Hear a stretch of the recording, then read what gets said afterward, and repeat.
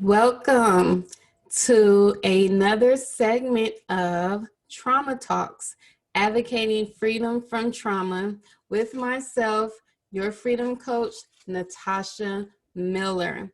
Our topic for today is the 5 Ds of trauma. Why is the 5 Ds of trauma important to know and understand? Unhealed trauma creates glass ceilings in your life, beginning with the limitations of your mind. Unhealed trauma is a form of bondage that replays lies, while healing is a form of liberty that proclaims truth. Understanding how trauma brought us to a place of captivity will help us get and stay free. So that is the purpose of the 5 Ds of trauma, is just walking us through a process of understanding how traumatic experiences of our past, unhealed trauma, wounds can cause glass ceilings up in our lives, as well as toxic narratives replaying in our minds. So let's unpack it so we can discard it and move forward. The first D is definitions. Definitions. Here are a couple of definitions of trauma. The first is according to the DSM-5. It is a handbook that a lot of mental health providers use. Trauma requires an actual or threatened death, serious injury, or sexual violence. Another is a clinical definition. Trauma is an emotional response to a terrible event, like an accident, rape, or natural disaster. So these are a couple of definitions of trauma. Practically every school of thought has a definition of trauma. But let's move into our definition here for the Trauma Talk series, advocating freedom from trauma. So this is our definition of trauma. Trauma is anything that violates your internal sense of safety, security, and stability. With this definition, it disposes of the myths that trauma has to be big, a major catastrophic event, or life-altering event for it to be a traumatic experience, and that is not the case. It can be something small, it can be something silent that violates your internal sense of safety, security, and stability. D2, density. Density. Density has to deal with the size and the frequency of the trauma. It is either big, life-altering, like a natural disaster, or it can be small, a minor incident that doesn't necessarily change the course of your life, but it may change your responses to certain behavior or your relationship dynamics that causes you to establish healthy boundaries with certain people in your life. So a minor incident could be, you know, someone lying on you or receiving a rejection letter in the mail from the school that you wanted to attend. But depending on the person, that may be life-altering as well. So there's really no right or wrong answer to the size. It depends on the person. Each and every one of us responds to trauma in different ways. And we can experience the same form of trauma and still have a different response, and that is okay. The other aspect of density is frequency. Is it loud or silent? Loud can be something that's publicly known on display. For instance, homelessness. That's loud. Everyone in your immediate circle is on display. But then silent, it's an internalized dialogue. It could be experiencing some type of harassment or discrimination, but not necessarily physical or verbal, but very subliminal messages that can be silent, silent because it's more so how you're internalizing those experiences on the inside. But once again, there's no right or wrong response or how you interpret what's big versus small or what's loud versus silent, because it depends on the individual and how they perceive the traumatic experience. D3, distinctions. Distinctions. The following are 3 of 9 trauma distinctions. We will have a trauma segment in the future that goes over the 9 trauma distinctions. But right now, we're just going to talk about 3 of them. These are the types of trauma. So we have direct trauma.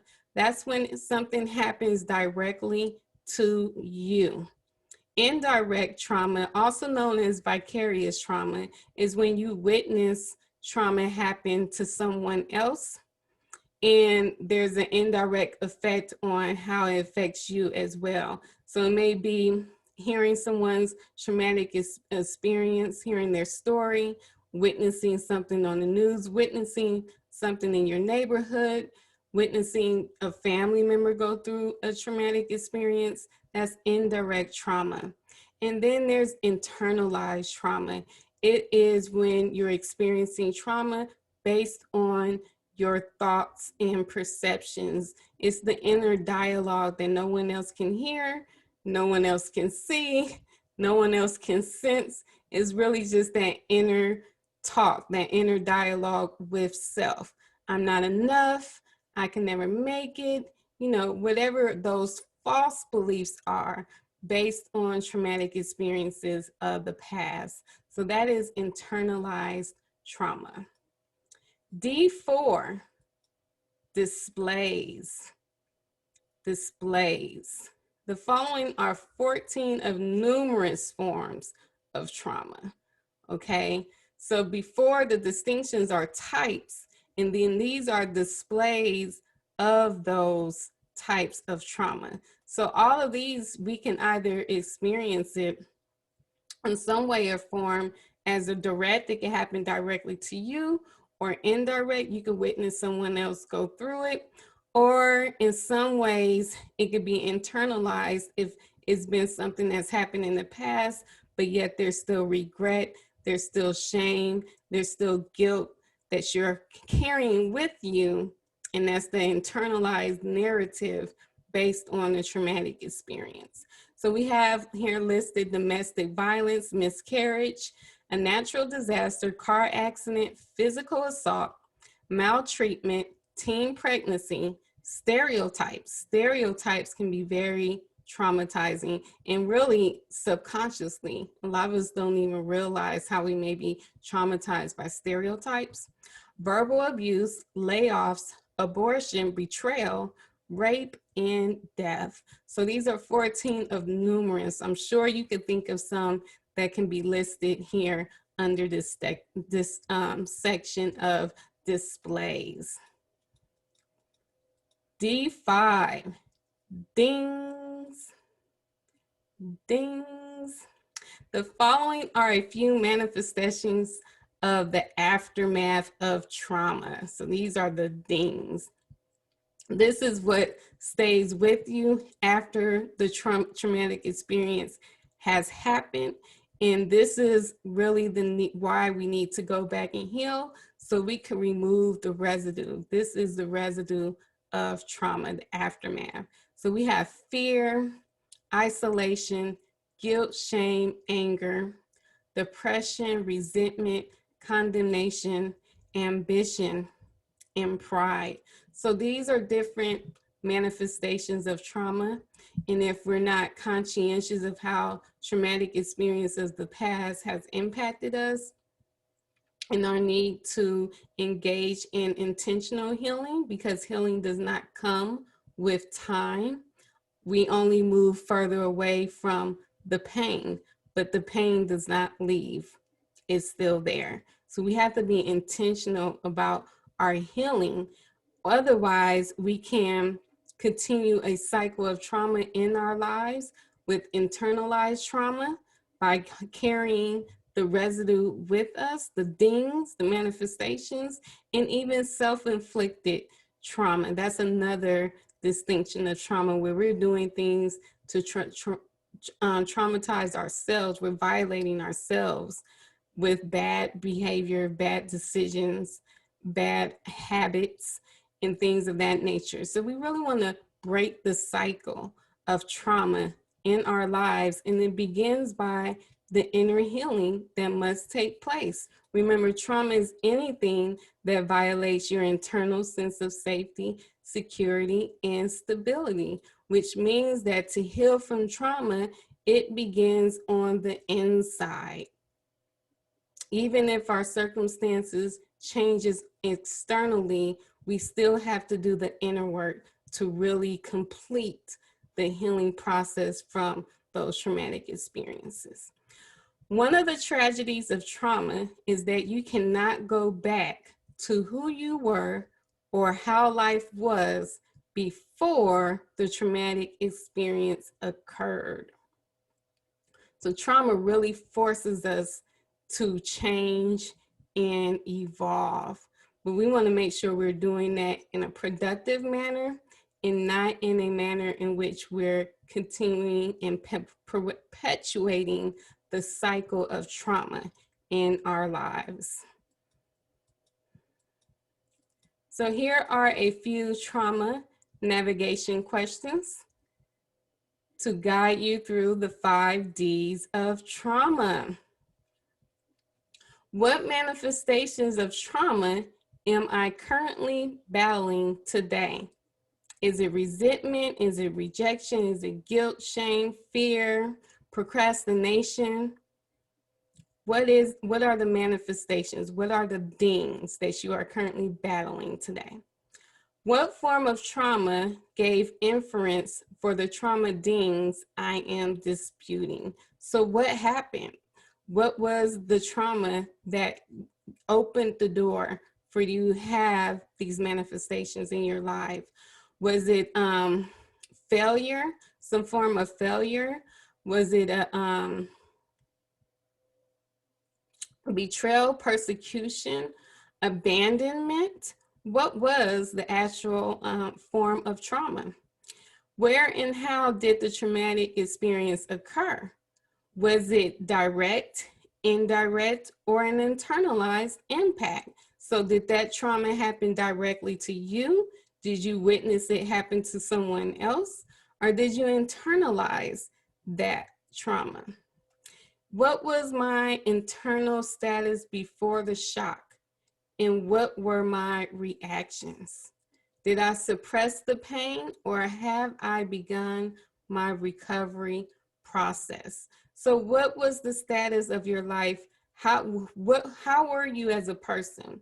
How were you feeling, and what was your status inwardly as a person as well as externally in your life?